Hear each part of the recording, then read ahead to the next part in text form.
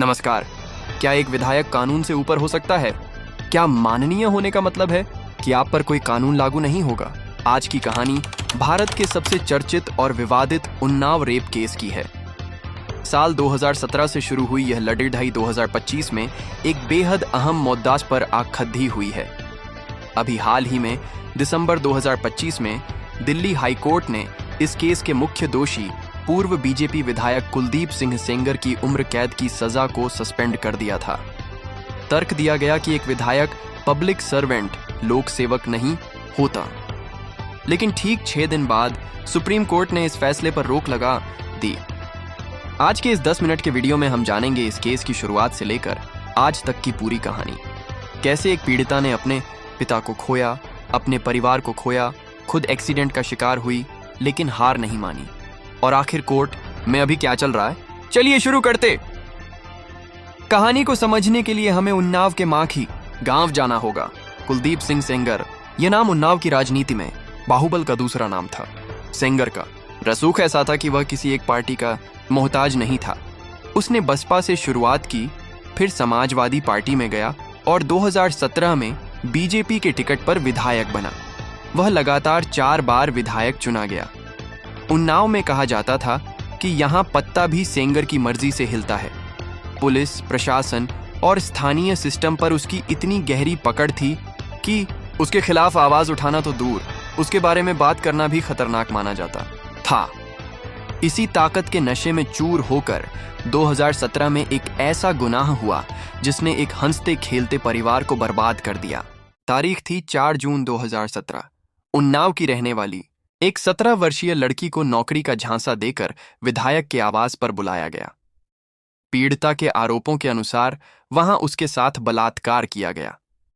सामान्य मामलों में पुलिस तुरंत कार्रवाई करती है, लेकिन यहां आरोपी एक प्रभावशाली विधायक था।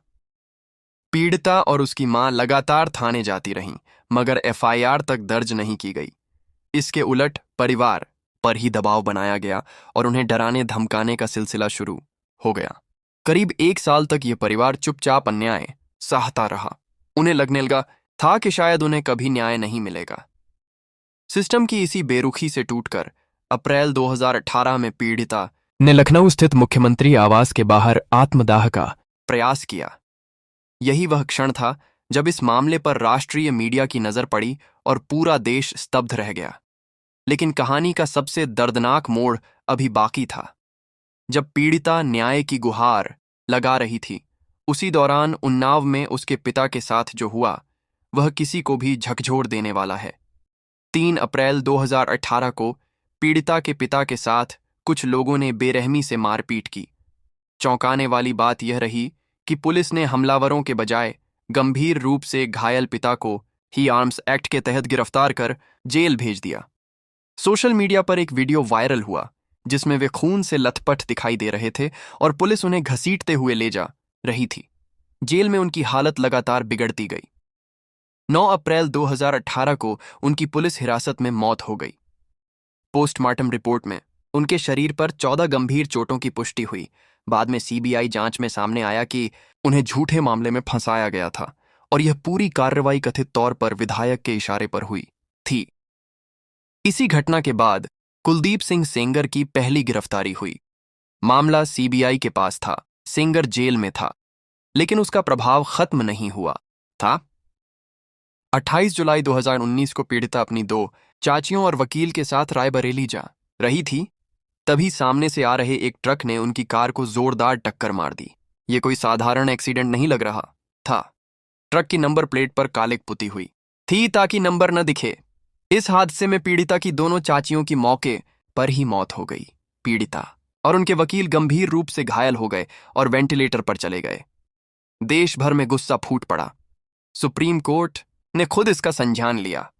तत्कालीन चीफ जस्टिस रंजन गोगोई ने आदेश दिया कि पीड़िता को एयरलिफ्ट करके दिल्ली एम्स लाया जाए और इस केस का ट्रायल लखनऊ से दिल्ली ट्रांसफर किया जाए। कोर्ट ने आदेश दिया कि 45 दिन के अंदर ट्रायल पूरा हो। दिल्ली की 30 हजारी कोर्ट में डे टू डे सुनवाई शुरू हुई। जज धर्मेश शर्मा ने इस केस को सुना। दिसंबर 2019 में कोर्ट ने अपना फैसला सुनाया।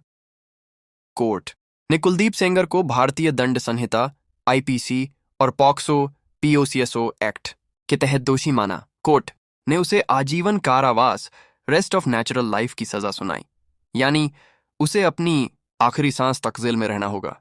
इसके साथ ही 25 लाख रुपए का भारी जुर्माना भी लगाया गया। इसके अलावा पिता की कस्टडी में मौत के मामले में भी उसे बाद में 10 साल की सजा सुनाई गई।